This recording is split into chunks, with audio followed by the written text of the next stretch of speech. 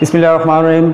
अस्सलाम वालेकुम student, my name is Sarjab Khan and I am your biology teacher. आज हम चैप्टर नंबर 2 का टॉपिक पढ़ रहे हैं सेल वॉल। ठीक है, तो सबसे पहले हम इंट्रोडक्शन करते हैं, सेल वॉल की डेफिनेशन समझते हैं। Cell wall is a non living outer most boundary of plant cell, fungal cell, bacterial cell and algal cell. मतलब ये प्लांट सेल में पाई जाती है, ठीक है, बैक्टीरियल सेल में पाई जाती है, फंजाई सेल में और एल्गी सेल में, but it is absent in animal cell. Animal cell में ये नहीं पाई जाती है। यहाँ पर मैंने डायग्राम बनाई है, प्लांट सेल है और एनिमल सेल है। ठीक है, आपको यहाँ पर नज़र आ रहा है कि टेट्रागोनल है, राउंडेड है। इस तरह तो डिफरेंट शेप के सेल्स होते हैं प्लांट के भी और एनिमल के भी, लेकिन अमूमन जो प्लांट के सेल होते हैं वो टेट्रागोनल होते हैं और जो एनिमल सेल होते हैं वो राउंडेड होते हैं। यहाँ पर आपको सबसे जो आउटर मोस्ट बाउंड्री नज़र आ रही है प्लांट सेल में, तो है सेल वॉल। उसके बाद है सेल मेम्ब्रेन, ठीक है, और फिर जो न्यूक्लियस आपको यहाँ पर भी नज़र आ रहा है, यहाँ पर भी नज़र आ रहा है, फिर है साइटोप्लाज्म। मतलब न्यूक्लियर मेम्ब्रेन और सेल मेम्ब्रेन के सेंटर में जो जगह है इसको हम साइटोप्लाज्म कहते हैं। लेकिन अगर आप एनिमल सेल में देखते हैं तो आपको डायरेक्ट सेल मेम्ब्रेन नज़र आता है, फिर साइटोप्लाज्म है और फिर न्यूक्लियस है। ठीक है, कंप्लीट सेल के ऑर्गेनल्स और पार्ट तो हम नेक्स्ट टॉपिक में डिस्कस करेंगे, लेकिन मैं आपको यहाँ पर ये समझाना चाह रहा हूँ कि जो सेल वॉल है वो प्लांट सेल में प्रेजेंट होती है लेकिन एनिमल सेल में वो एब्सेंट होती है। ठीक है, तो यहाँ पर आपको डायग्राम से भी नज़र आ रहा है। अब हम बात करते हैं chemical composition of cell wall. ठीक है, कि सेल वॉल की केमिकल कंपोजिशन क्या होती है, बनावट क्या होती है। तो यहाँ पर मैंने 3 पॉइंट लिखे हैं। सबसे पहला हमारे पास है plant cell wall made up of cellulose and calcium pectate कहते हैं, या इसको शॉर्ट में पेक्टिन कहते हैं। ठीक है, so the plant cell wall made up of calcium pectate और pectin. Bacterial cell wall composed of protein and carbohydrate and fungal cell wall composed of fungal cellulose and chitin. ठीक है, तो यहाँ पर आपको पता चल गया कि सेल वॉल की डिफरेंट ऑर्गेनिज्म में सेल वॉल की कंपोजिशन अलग अलग होती है। मतलब प्लांट सेल में ये सेल्यूलोज और पेक्टिन से बनी होती हैं। ठीक है, इस तरह बैक्टीरियल सेल में ये प्रोटीन और कार्बोहाइड्रेट से बनी होती हैं, और फंगल सेल में ये फंगल सेल्यूलोज और काइटिन से बनी होती हैं। यहाँ पर मैंने एक छोटी सी डायग्राम बनाई है, microscopic structure of cell wall. अगर आप माइक्रोस्कोप से देखते हैं, इलेक्ट्रॉन माइक्रोस्कोप से, तो आपको इस तरह सेल वॉल की स्ट्रक्चर नज़र आएगी प्लांट सेल में। ठीक है, तो आपको ये बिल्कुल fibre like, thread like structure नज़र आ रहे हैं, फाइबर। ठीक है, इसको ये जो है ना सेल्यूलोज है, सेल्यूलोज मिलकर इस तरह फाइबर्स बनाते हैं, और इन फाइबर्स को, इन सेल्यूलोज को आपस में ज्वाइंट करके पेक्टिन ने रखा होता है। यहाँ पर पेक्टिन जो है ना एक सीमेंट के तौर पे काम कर रहा होता है। तो ये हमारे पास chemical composition of cell wall थी। अब हम बात करते हैं थिकनेस ऑफ सेल वॉल। ठीक है, thickness of cell wall mainly consist of 3 layer. Cell wall की 3 लेयर होती हैं। एक है प्राइमरी लेयर, सेकंड है मिडल लेमेला और थर्ड हमारे पास है सेकेंडरी लेयर। सबसे पहले प्राइमरी लेयर की बात करते हैं। Primary layer it is found in the young plant. ठीक है, जो छोटे प्लांट होते हैं, यंग होते हैं, उनमें पाई जाती है, और इट इज़ वेरी इलास्टिक, डेलिकेटेड। ये बहुत इलास्टिक होती हैं और डेलिकेटेड होती हैं। उसके बाद हमारे पास है secondary wall. Secondary wall found on the inner side of the primary layer. जो प्राइमरी लेयर है उसके इनर साइड पे सेकेंडरी वॉल पाई जाती हैं, और ये और प्लांट में पाई जाती हैं। जैसे कि ये प्राइमरी वॉल लेयर हमारे पास थी तो ये इलास्टिक थी और डेलिकेटेड थी, लेकिन ये क्या होगी, रिजिड होगी, सख्त होगी ये। ठीक है, और ये नॉन इलास्टिक होगी। उसके बाद हमारे पास है मिडल लेमेला। मिडल लेमेला इन 2 लेयर के बीच में पाया जाता है, और ये इसका काम ये होता है कि इन दोनों सेल्स को आपस में ज्वाइंट करके रखें। तो ये हमारे पास थी थिकनेस ऑफ सेल वॉल। अब हम पढ़ते हैं फंक्शन ऑफ सेल वॉल, कि सेल वॉल का फंक्शन क्या होता है, मतलब सेल वॉल का काम क्या होता है सेल में। ठीक है, तो सबसे पहले सेल वॉल का जो काम है, it provide definite shape to the cell. मतलब सेल की, आपको पता है कि सेल की अपनी एक प्रॉपर एक शेप होती है, शक्ल होती है, वो किसकी वजह से होती है, सेल वॉल की वजह से होती है। ठीक है, उसके बाद it provide mechanical support to the cell. मतलब जितनी भी बाहर से कोई इंजरी है, ठीक है, तो उससे प्रोटेक्ट, कोई ऐसी चीज़ है जो सेल को नुकसान पहुंचा सकती है, तो उससे सेल को प्रोटेक्ट करने का काम भी कौन कर रहा है, सेल वॉल कर रहा है। ठीक है, मतलब जो इनर ऑर्गेनल्स है, जैसे कि माइटोकॉन्ड्रिया है, ठीक है, गोल्जी बॉडी, एंडोप्लाज्मिक रेटिकुलम है, राइबोसोम है, उन सबको मैकेनिकल सपोर्ट प्रोवाइड करता है सेल वॉल। उसके बाद हमारे पास जो लास्ट है, it is permeable in nature. What is the meaning of permeable in nature? Cell wall जो है, परमिएबल का मतलब ये है कि एक ऐसे मेम्ब्रेन है जिसमें सारी चीज़ें अलाउ हो जाती हैं। मतलब सॉल्वेंट हो, चाहे वो सोल्यूट हो, चाहे मिनरल्स हो, ठीक है, तो सारी चीज़ें अलाउ कर लेते हैं। और ये किस में हेल्प करता है? डिफ्यूजन में। डिफ्यूजन मतलब ये ज़मीन से रूट्स के ज़रिए प्लांट जो चीज़ों को एब्जॉर्ब करते हैं, जैसे कि वाटर है, सॉल्वेंट है, ठीक है, और मिनरल्स है, वो किसके थ्रू होते हैं, वो चीज़ें किसके थ्रू डिफ्यूज़ होती हैं, डिफ्यूजन के थ्रू। और ये इसको हम क्या कहते हैं, परमिएबल नेचर, क्योंकि ये सारी चीज़ें अलाउ करता है। और एक हमारे पास मेम्ब्रेन होता है जिसको हम सेमी परमिएबल कहते हैं। सेमी परमिएबल का मतलब ये होता है कि वो कुछ चीज़ें अलाउ करेगा, कुछ चीज़ें अलाउ नहीं करेगा, ठीक है। और एक हमारे पास है सेलेक्टिव परमिएबल मेम्ब्रेन। तो वो मेम्ब्रेन ऐसा मेम्ब्रेन कहलाता है जो चीज़ें सेल को रिक्वायर्ड होती हैं तो वो सेलेक्ट कर लेगा, और जो चीज़ें रिक्वायर्ड नहीं है तो उनको अंदर आने नहीं देगा। लेकिन यहाँ पर ये परमिएबल है, मतलब इसका मतलब ये है कि जितनी भी चीज़ें हैं, चाहे सोल्यूट है, सॉल्वेंट है और मिनरल्स है या वाटर है, तो उन सब चीज़ों को ये अलाउ करता है, और इस अमल को हम कहते हैं डिफ्यूजन। तो ये हमारे पास कंप्लीट सेल वॉल के बारे में था, ठीक है। पहले हमने डेफिनेशन पढ़ी, उसके बाद केमिकल कंपोजिशन, ठीक है, उसके बाद थिकनेस, और लास्ट में हमारे पास है function of cell wall. Cell membrane को हम सेलेक्टिवली परमिएबल मेम्ब्रेन कहते हैं, ठीक है, सेलेक्टिवली परमिएबल मेम्ब्रेन। इससे पहले हमने बात की थी प्लांट सेल वॉल की। सेल वॉल को हम परमिएबल मेम्ब्रेन कहते थे, क्योंकि परमिएबल का मतलब ये होता है कि जो भी चीज़ें बाहर से आती हैं अंदर से बाहर जाती हैं, तो वो मेम्ब्रेन सारी चीज़ों को अलाउ कर देता है, ठीक है।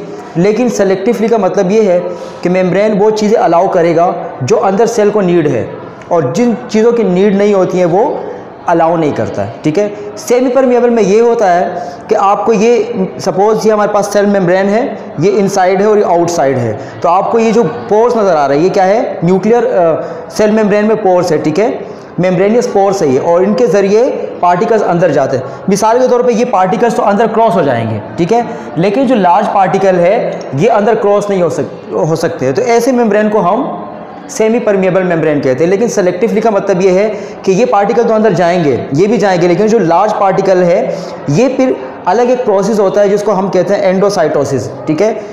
ये क्या करते हैं, सेल मेम्ब्रेन एक वैक्यूल डेवलप कर लेते हैं, और उस वैक्यूल में जैसे आपको मॉलिक्यूल नज़र आ रहा है, उस मॉलिक्यूल के ये मॉलिक्यूल को सेल मेम्ब्रेन एनगल्फ कर लेता है, और फिर इसी तरीके से वो इंटर हो जाता है।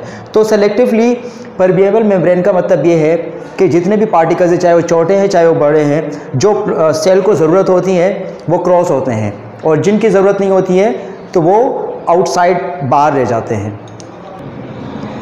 अब हमारे पास है structure of cell membrane. Structure of cell membrane को समझने के लिए बहुत सारे मॉडल प्रपोज किए गए हैं अलग अलग बायोलॉजिस्ट ने, लेकिन उनमें जो सबसे मोस्ट एक्सेप्टेबल मॉडल है वो हमारे पास है फ्लूइड मोज़ेक मॉडल, ठीक है। इस मॉडल को दो साइंटिस्ट ने मिलकर प्रपोज किया था इन 1972 में। एक का नाम था सिंगर और एक का नाम था निकोलसन। इन्होंने कहा था जो सेल मेम्ब्रेन है ये दो कंपाउंड से मिलकर बनता है, प्रोटीन और लिपिड्स, जिसको हम फॉस्फोलिपिड कहते हैं। और ये लिपिड जो है ये बाइलेयर अरेंज, ये जो मॉलिक्यूल है लिपिड्स के जो मॉलिक्यूल है ये बाइलेयर अरेंज होते हैं। आपको यहाँ पर डायग्राम में नज़र आ रही है, ठीक है। जो लेयर है, आउटर लेयर जो है ये प्रोटीन की है, और जो यहाँ पर एक रेड कलर की ये लेयर है, और ये दोनों लेयर जो बाई लेयर है ये लिपिड्स की है, फॉस्फोलिपिड की। लेकिन प्रोटीन हमारे पास दो टाइप की होती हैं। जो सबसे आउटर जो प्रोटीन है वो हमारे पास है एक्सट्रेंसिक प्रोटीन, और जो इनर प्रोटीन है वो हमारे पास है इंट्रिंसिक प्रोटीन, ठीक। तो ये जो मॉडल है अभी पूरी दुनिया में ये एक्सेप्टेबल है। अब हमारे पास है function of cell membrane. Function of cell membrane का मतलब यह है कि सेल का काम क्या होता है। तो पहला जो काम है, इट प्रोटेक्ट द साइटोप्लाज्म, मतलब ये साइटोप्लाज्म को प्रोटेक्ट करता है। साइटोप्लाज्म के अंदर बहुत सारे ऑर्गेनेल्स होते हैं, ठीक है, उन सारे ऑर्गेनेल्स को प्रोटेक्ट करते हैं किसी भी मैकेनिकल या केमिकल इंजरी से। उसके बाद हमारे पास है it is selectively permeable in nature.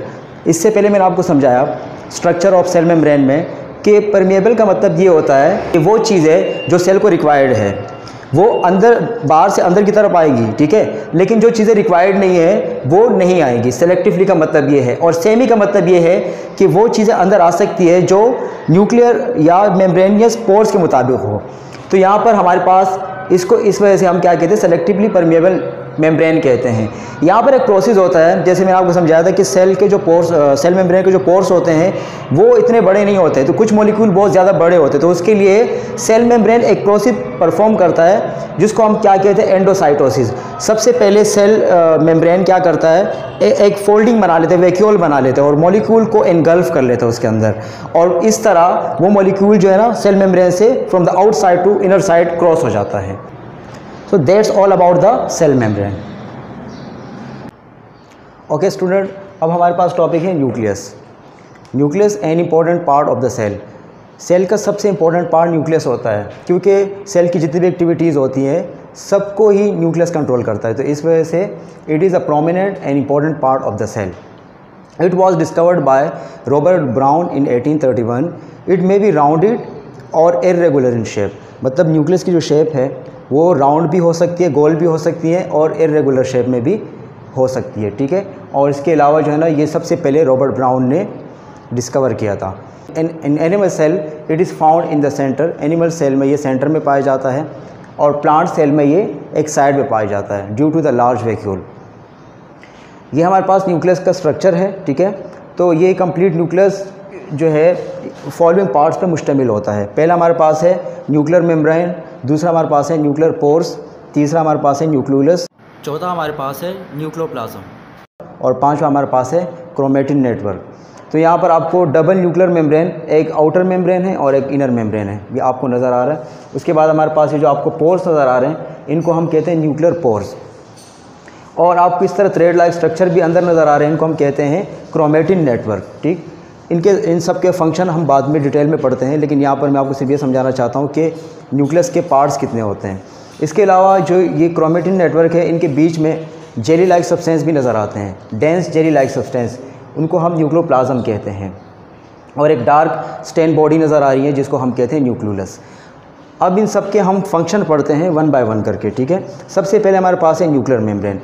What is the function of nuclear membrane? Nuclear membrane separate the nucleus from the cytoplasm. Nuclear membrane जो है वो न्यूक्लियस को साइटोप्लाज्म से सेपरेट करता है। उसके बाद हमारे पास है न्यूक्लियर पोर्स। न्यूक्लियर पोर्स वह हेल्प इन द ट्रांसपोर्टेशन, क्योंकि ट्रांसपोर्टेशन का अमल होता है, साइटोप्लाज्म से चीज़ें आती हैं न्यूक्लियस में और न्यूक्लियस से जाती हैं साइटोप्लाज्म में, और ये ट्रांसपोर्टेशन का काम न्यूक्लियर पोर्स के ज़रिए होता है। तो इनका जो पोर्स है इनका फंक्शन है ट्रांसपोर्टेशन। उसके बाद हमारे पास है न्यूक्लियोलस। न्यूक्लियोलस एक डार्क बॉडी आपको नज़र आ रही है, एक डार्क स्टेन बॉडी है जिसका काम होता है राइबोसोम्स प्रोड्यूस करना। और राइबोसोम्स का काम क्या होता है? राइबोसोम्स जब बनते हैं न्यूक्लियस में, फिर न्यूक्लियस से ट्रांसपोर्ट होते हैं किसके थ्रू? न्यूक्लियर पोर्स के थ्रू, और फिर ये साइटोप्लाज्म में जाके प्रोटीन बनाते हैं आरएनए के साथ मिलकर। उसके बाद हमारे पास है न्यूक्लियोप्लाज्म। न्यूक्लियोप्लाज्म एक जेली लाइक सब्सटेंस है, इसमें बहुत सारे एंजाइम्स होते हैं और इन्हीं न्यूक्लियोप्लाज्म में डीएनए भी बनता है, ठीक। हमें पता है कि डीएनए हमारी बॉडी में बहुत इंपॉर्टेंट मॉलिक्यूल है। डीएनए का काम ये होता है कि वो हेरिडिटी कैरेक्टरिस्टिक्स ट्रांसफ़र करता है एक जनरेशन से दूसरे जनरेशन तक। उसके बाद हमारे पास है क्रोमेटिन नेटवर्क। ये थ्रेड लाइक स्ट्रक्चर आपको नज़र आ रहे हैं, इनको हम कहते हैं क्रोमेटिन नेटवर्क। और ये जो है जब सेल डिवाइड होता है, at the time of cell division, this chromatin network break down या कंडेंस इनटू क्रोमोसोम्स। और क्रोमोसोम्स 3 चीज़ों से मिलकर बने होते हैं, प्रोटीन, डीएनए एंड आरएनए। और डीएनए का काम क्या होता है? वो हेरिडिटी कैरेक्टर एक जनरेशन से दूसरे जनरेशन तक लेके जाता है। तो यहाँ पर क्रोमोसोम का भी फंक्शन ये हुआ कि क्रोमोसोम का रोल ये है कि वो जो जेनेटिक्स कैरेक्टर है या हेरिडिटी कैरेक्टर है एक जनरेशन से दूसरे जनरेशन तक ट्रांसफ़र करता है। अब हम पढ़ते हैं फंक्शन ऑफ न्यूक्लियस, कि न्यूक्लियस का काम क्या होता है, क्या फंक्शन होता है न्यूक्लियस का। तो सबसे पहला फंक्शन आपको मैं पहले बता चुका हूँ कि it control all activities of the cell. Cell में जितनी भी एक्टिविटीज़ होती हैं, जितने भी काम होते हैं, उन सब एक्टिविटीज़ को न्यूक्लियस कंट्रोल करता है। जैसे हमारी बॉडी में ब्रेन हमारी पूरी बॉडी को कंट्रोल करता है, इसी तरीके से न्यूक्लियस पूरे सेल को कंट्रोल कर रहा होता है, ठीक है। तो पहला फंक्शन है it control all activities of the cell. Second, it transfer genetic material from one generation to another generation. हमें पता है कि न्यूक्लियस में क्रोमोसोम्स है और क्रोमोसोम में डीएनए है। तो इस तरह जो हम ये कह सकते हैं कि न्यूक्लियस है, ये किस में हेल्प करता है? Transfer genetic character from one generation to another generation. मतलब ये काम तो डीएनए कर रहा है, लेकिन ये काम किसके अंदर हो रहा है? न्यूक्लियस के अंदर हो रहा है। तो इसका मतलब ये कि काम हम ये कह सकते हैं कि काम ये फंक्शन न्यूक्लियस का है। उसके बाद हमारे पास है it produce ribosomes. Ribosomes cell organelles होते हैं, बिल्कुल स्मॉल बॉडीज़ होती हैं, ठीक है। ये कहाँ पर प्रोड्यूस होते हैं? न्यूक्लियस में। न्यूक्लियस में किससे प्रोड्यूस होते हैं? न्यूक्लियोलस से। और जब ये न्यूक्लियोलस से प्रोड्यूस हो जाते हैं तो फिर ये ट्रांसफ़र होते हैं न्यूक्लियर पोर्स के ज़रिए साइटोप्लाज्म में, और साइटोप्लाज्म में फिर जाके आरएनए के साथ मिलकर प्रोटीन बनाते हैं। तो तीसरा फंक्शन है nucleus help in the production of ribosomes. चौथा हमारे पास है it help in the cell division. हमारी बॉडी में जो सेल डिवीज़न होती है, चाहे वो माइटोसिस हो या मियोसिस हो, ठीक है, हमारी बॉडी में सेल डिवीज़न में जो सबसे मेन रोल होता है वो न्यूक्लियस का होता है, क्योंकि सेल डिवीज़न में सबसे पहले न्यूक्लियस डिवाइड होता है, उसके बाद साइटोप्लाज्म डिवाइड होता है। तो ये किस में हेल्प करता है? सेल डिवीजन में। और लास्ट में हमारे पास है it help in the reproduction. Reproduction में कैसे? कुछ जो यूनिसेलुलर ऑर्गेनिज्म है जैसे कि प्रोटोजोन है, अमीबा है, पैरामेशियम है, यूग्लिना है, वो डायरेक्ट एक सेल डिवाइड होता है 2 में, ठीक है, या एक सेल डिवाइड होता है 4 में। तो ये डायरेक्ट रिप्रोडक्शन में भी हेल्प करते हैं। तो ये हमारे पास थे function of nucleus and that's all about the nucleus. Okay student, अब हमारे पास टॉपिक है plastid. Plastid are the cell organelle, cell bounded organelles which is found in the plant cell but absent in animal cell. जो plastid है हमारे पास, ये plant cell में present होते हैं लेकिन एनिमल सेल में ये एब्सेंट्स होते हैं। और they have different types of colours. तो प्लास्टिड में बहुत सारे कलर्स होते हैं, जैसे कि ग्रीन कलर है, रेड कलर है, येलो कलर है, ऑरेंज कलर है। तो प्लांट में जो आपको कलर्स नज़र आते हैं ये किसके वजह से नज़र आते हैं? Due to the plastids. हमारे पास types of plastid, they are 3 types of plastid, chloroplast, chromoplast and leucoplast. सबसे पहले हम बात करते हैं क्लोरोप्लास्ट की। They are green in colour. तो आपको ग्रीन कलर से आपको अंदाज़ा हो गया होगा कि क्लोरोप्लास्ट प्लांट में कहाँ प्रेजेंट होते हैं। They are green in colour and they are found in leaves. कहाँ पर पाए जाते हैं? लीव्स में पाए जाते हैं।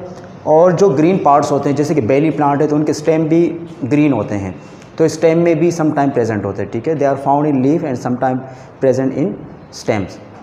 इनका काम क्या होता है? हमें पता है कि क्लोरोप्लास्ट है, ग्रीन कलर है, तो क्लोरोप्लास्ट में क्लोरोफिल प्रेजेंट होता है, ठीक है। तो क्लोरोफिल का काम क्या होता है? वो सनलाइट एनर्जी को ट्रैप करते हैं और उस सनलाइट एनर्जी को फिर कन्वर्ट करते हैं किस में? केमिकल एनर्जी में। तो ये किस में हेल्प करते हैं? फोटोसिंथेसिस में। पहली बात ये क्लोरोप्लास्ट लीफ में पाए जाते हैं और काम इनका क्या है? ये हेल्प करते हैं फोटोसिंथेसिस में। उसके बाद हमारे पास है क्रोमोप्लास्ट। क्रोमोप्लास्ट का मतलब ये है, chromoplast having colour but other than green. Plant में जितने भी कलर है वो क्रोमोप्लास्ट की वजह से हैं, लेकिन ग्रीन कलर नहीं, क्योंकि ग्रीन कलर हमें पता है कि वो किस में प्रेजेंट होता है? क्लोरोप्लास्ट में। तो इससे भी, इसका भी आपको अंदाज़ा हो गया होगा कि कहाँ पर हो सकते हैं प्लांट में। ये पाए जाते हैं फ्लावर्स में। आपको पता है कि जो रोज़ हैं वो रेड कलर के भी होते हैं, ठीक है, वो वाइट कलर के भी होते हैं, डिफरेंट कलर्स के होते हैं। इसके अलावा फ्रूट्स हैं, तो ये हमारे पास जो क्रोमोप्लास्ट है फ्रूट्स में पाए जाते हैं। ऑरेंज कलर भी हो सकता है, ये येलो कलर भी हो सकता है, जैसे मैंगो येलो कलर का होता है, ऑरेंज कलर है, ठीक है। इस तरह ऑरेंज जो है ना, ऑरेंज कलर का है, बनाना भी येलो कलर का है। तो ये सारे जो कलर्स होते हैं ग्रीन के अलावा, ये सारे हमारे पास कौन से कलर होते हैं? क्रोमोप्लास्ट। और इनका काम क्या क्या होता है क्रोमोप्लास्ट का? They help in the pollination. मतलब ये इंसेक्ट्स को अट्रैक्ट करते हैं अपनी तरफ, क्योंकि इंसेक्ट्स जब डिफरेंट कलर देखते हैं, रेड कलर, ठीक है, और इस तरह ऑरेंज कलर, तो आके फ्लावर्स पे बैठते हैं। और इस तरह जब वो एक फ्लावर पे बैठते हैं तो इनके बॉडी पे पोलन ग्रैन चिपक जाते हैं, स्टिक हो जाते हैं। और फिर जब ये इंसेक्ट्स एक फ्लावर से दूसरे फ्लावर में जाते हैं तो अपने साथ ये पोलन ग्रैन भी लेके जाते हैं। तो इस तरह किस में हेल्प करते हैं? पॉलिनेशन में। तो इसका कहाँ पर पाए जाते हैं? फ्लावर्स में और फ्रूट्स में। और फंक्शन क्या है? They help in the pollination. Last में हमारे पास है लिकोप्लास्ट। ये कलरलेस होते हैं, इनका कोई कलर नहीं होता है। और ये कहाँ पर पाए जाते हैं? स्टेम्स में और रूट्स में। हमें पता है कि स्टेम और रूट्स का कोई कलर नहीं होता है। और हेल्प किस में करते हैं ये? They help in the storage of food in the form of starch. तो ये क्या करते हैं? ये जो लिकोप्लास्ट है, ऑर्गेनल्स है, ये क्या करते हैं? ये फूड को स्टोर करके रखते हैं in the form of starch. Sometime ये प्रोटीन और लिपिड्स को भी स्टोर करके रखते हैं।